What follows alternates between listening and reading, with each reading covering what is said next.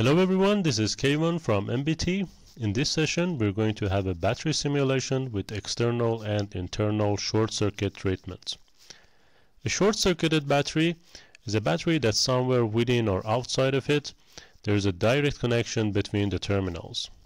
Here in this simulation we define two resistance values, an external resistance value of 0.5 ohm and a short circuit resistance value of 5e to the power of minus 7 ohm.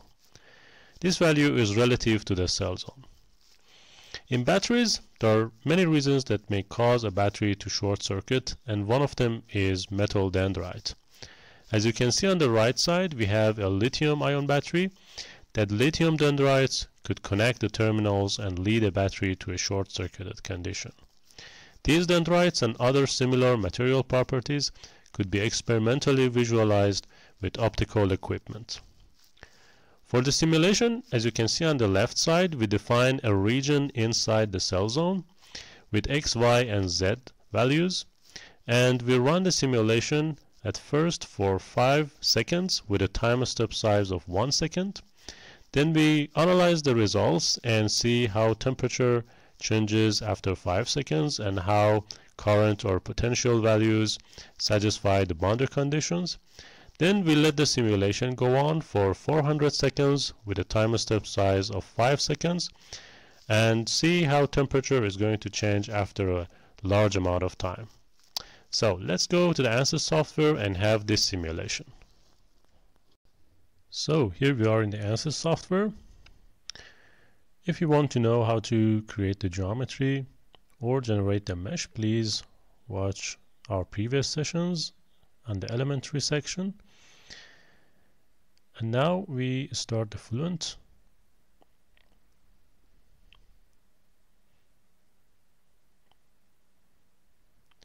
We use double precision and serial for processing.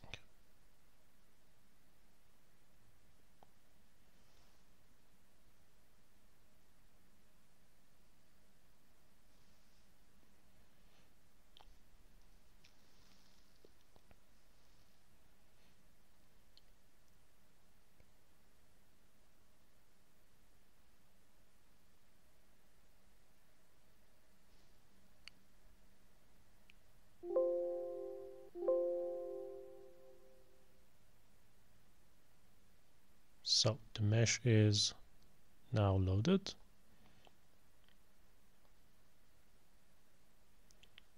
Before starting the simulation, we mesh the check.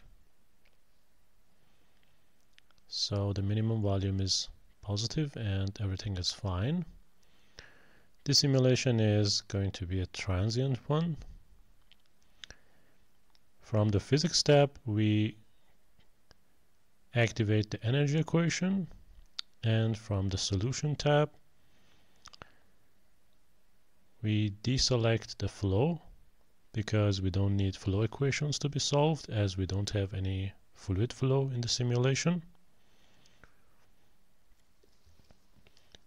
Now we import the MSMD battery model, so we type define models add-on module, and we select number 8 for the dual potential MSMD battery model and press enter. So the model is loaded, and now from the models we can see the MSMD battery model. So we enable the model. From the eChemistry models, we use NTGK empirical model. We keep a value of nominal cell capacity of 14.6 amp hour. We use a C rate of 1. And for the resistance, we use an external resistance value of 0.5. From the model parameters, the initial depth of discharge is 0. In the conductive zones, we have the cell zone for the active components and the negative zone and positive zone for the tab components. As this is a single cell battery, we don't have any busbar components. From the electric contacts, we just select the N tab for the negative tab and the P tab for the positive tab.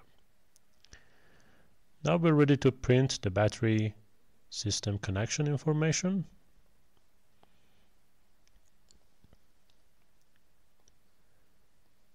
So the battery connection info is loaded and checked. So we click OK.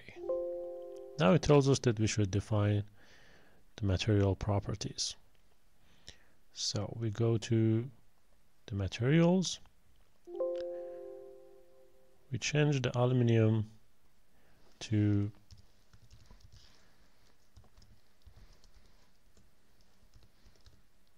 active material. We give it a formula as A_M. We change the density to 2092. For the UDS diffusivity, we use the option of defined per UDS. This is for the active material. So for the UDS 0, we use a value of 1.19 e to the power of 6. And for the UDS 1, we use a value of 9.83 e to the power of 5. And click OK. So we overwrite the aluminum data. So now if we check the active material, the name is correct, the density is correct, and the defined per UDS values are also okay. So we add another material for the tab materials. From the Fluent database, we select the solid material type and we select the copper. We copy the data. And now we have the copper here in the solid section. So we change the name to tab material. We give it a formula as T_M. We preserve the density of copper for our tab material, but for the UDS diffusivity, we use a user-defined function, and we use the default user-defined function of MSMDBAT. So we click OK. For the electrical conductivity, we give it a value of 1 e to the power of 7. So we click Change or Create. We check it again. Give a value of electrical conductivity of 1 e to the power of 7. So the name is correct, density as the density of copper, UDS diffusivity as a user-defined function, and the electrical conductivity is 1 e to the power of 7. So close. The materials are ready. We should assign each material to the zones we have. So we collect the cell zone conditions, and for the cell zone, we don't need to edit the material because it's already active material is chosen. Click OK. For the N tab and the P tab, we should select the tab material. So,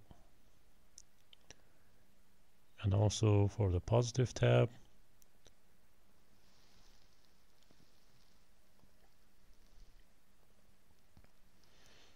and OK. Now we're ready to go to the boundary conditions. For the boundary conditions, as we already enabled the energy equation, we need to define a heat transfer coefficient for convection. So from the thermal conditions, we select convection, and the heat transfer coefficient would be 5. We keep the free stream temperature as 300 Kelvin. So now we use the same boundary condition for the negative zone and positive zone. So we use the copy option, and we copy the boundary condition from the cell zone to the negative and positive zone walls. So we check one of them.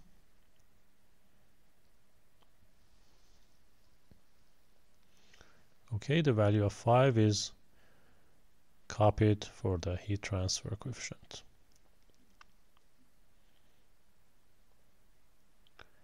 We don't need to change anything in the methods and controls, but in the monitors, we disable the convergence criterion because we don't need any convergence. Okay, and we define two properties to be plotted. One of them would be the temperature of the cell zone, and the other one the potential and the current data. So we define a new one. We define a surface report as a very area weighted average. We name it as temp for temperature. So we select temperature from field variables and static temperature. And we select the zones of cell zone and negative and positive zone together. We report the file, we report the plot, and print the console. So now we should have the temp R plot with the x-axis as the flow time and the y-axis as the area weighted average of temperature. So we define a new surface report, again area weighted average one. We name it as phi plus for the potential, and from the field variables we select a user defined scalar, and the potential phi plus is already selected. We use it for the positive zone.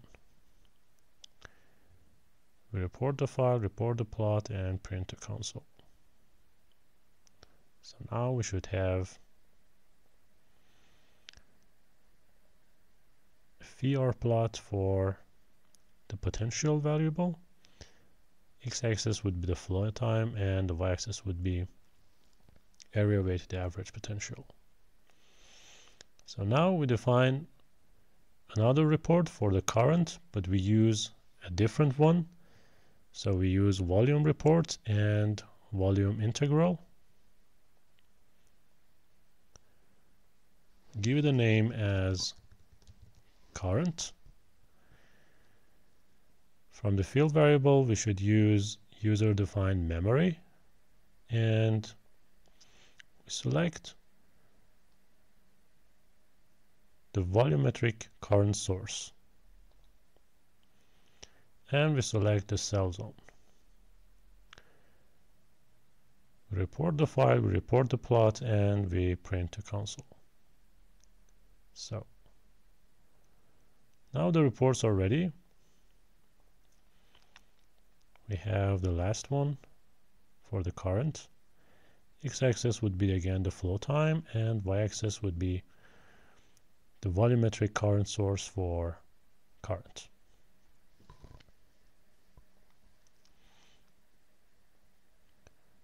Okay, now we can go to the initialization. But before initializing, we should define the region in the cell zone where the short circuit happens. So from the domain tab and adopt,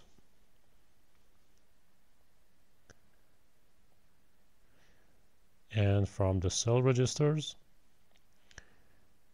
we create a new region. We should define the X and Y and Z ranges. So for the X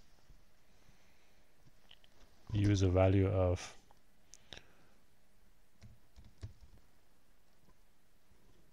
minus 0.01, and the x-axis would be 0.01 positive. For the z, we give it a value of minus 1 to 1 because we want to cover the whole thickness of the cell. And for the y, we give it a value of 0.08 to 0.11. This would be almost in the middle of the cell. So if you want where this region is located, we save and display. So as you can see, there are about 1,200 cells that are marked. And close and OK. So now we can initialize with hybrid initialization, and we should patch the region. So we use the patch option.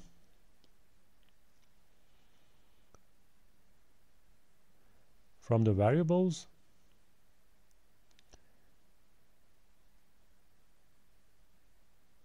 we should select the short circuit resistance and give it a value of 5 e to the power of minus 7. This value is relative to the cell zone. So registers to patch, we select the region that we have just created and click patch. So now we're ready to run the calculation. For the first simulation, we give it a value of 1 second for the time step size and 5 for the number of time steps. We keep the value of 20 for the maximum iterations. And now click calculate.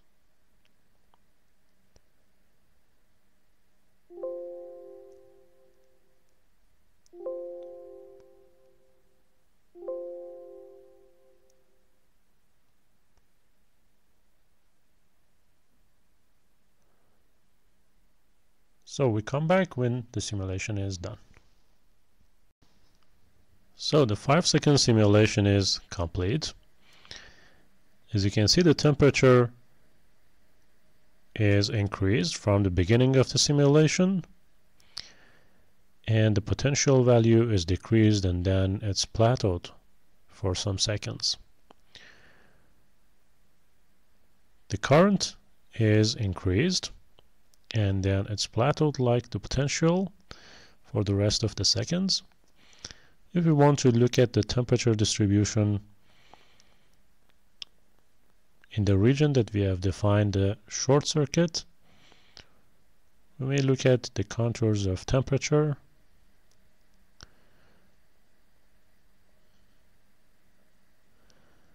And yes, here we can see the temperature rise beginning from the region we have defined the short circuit condition. And even if after only 5 seconds we have reached a value of 321 kelvins, so it's almost a 20 degrees change in the temperature, actually the maximum temperature. So it's quite a short time that when the short circuit condition happens, it can harmfully damage the battery. So now we keep the simulation go on and see what happens after a quite large amount of time. So for the time step size, we select a higher value, we give it a 5, and for the number of time steps, as we need to simulate for 400 seconds, we give it a value of 80, and we decrease the maximum iterations per time step to 10 and click calculate to continue the simulation. We expect that the temperature will rise and the potential will decrease and the volumetric current will continue as a constant value. So let the simulation go on and get back to you when it's done. So the second simulation is complete. Now we can have a look at the temperature report. We see that we have a steady increase in the temperature. It goes up to 380 kelvins. And for the potential, we can see after a short drop, it increases and then decreases again. And the current, after a sharp increase, we see a continuous constant value for the current. So if you want to look at the contours of temperature, we can have it here. As you can see, the maximum value of temperature occurs at the center of the short circuit region. It goes up to actually 407. That's quite a high value for the temperature that may initiate the runaway, the temperature runaway. And this is all for the short circuit simulation. So let's recap and conclude all the results. We're going to look at some data in the source integrals. We can see the area weighted average of user-defined scalars like potential of the positive zone. We can click calculate. So the value is 4.08 volts. Please write this down to see if the boundary conditions are satisfied. We can see other values for other user-defined scalars or user-defined memories. So from here, from the report type of volume average or volume integral, we can define a user-defined memory variable of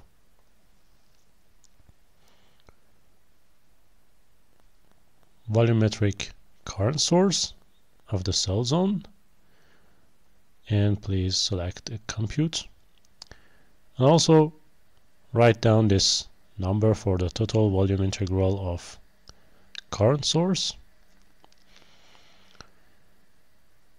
Another boundary condition that we want to satisfy is the values of the current for the volumetric current source and the volumetric e-chemistry current source and the short volumetric short current source. So another function that would become a satisfied function for boundary conditions would be the sum of volumetric short circuit current source and the volumetric current source. The sum of these two values must be equal to volumetric e-chemistry current source. So please write down all those values, and we should see if these summation or other values for example, external resistance satisfy the boundary conditions we have defined during the simulation or not. So let's go and recap the results. So now, as you can see here, we have the electrochemistry current that equals to the tap current plus the short current. And also for the external resistance value of 0.5 that we selected for the simulation, you can see here the results match very good with the value of external resistance and satisfies the boundary condition. The temperature distribution shows us that after almost 400 seconds we reach to a temperature value of 407. That would be almost about 130 Celsius, and that's almost the onset of the thermal runaway of the battery. So before ending this session, I'm going to give you 2 tips about short circuit treatment. Short treatment can only capture the thermal ramp up process before the onset of thermal runaway, so you should keep in mind that you can only simulate the short circuit condition, and for the start of thermal runaway you need to change some of the input data like e-chemistry models. And the second tip is that thermal runaway depends on different conditions like the cell zone, cell materials, and cell design. It actually starts from the temperature range of 130 to 200 Celsius. So if you're modeling a short circuit treatment, be aware that monitor the temperature distribution, and if you reach to this temperature you need to consider some other e-chemistry models and different input data. So this is all for this session. I hope you enjoyed this video, and if you like this video, please give it a thumbs up and subscribe for more videos. Thank you.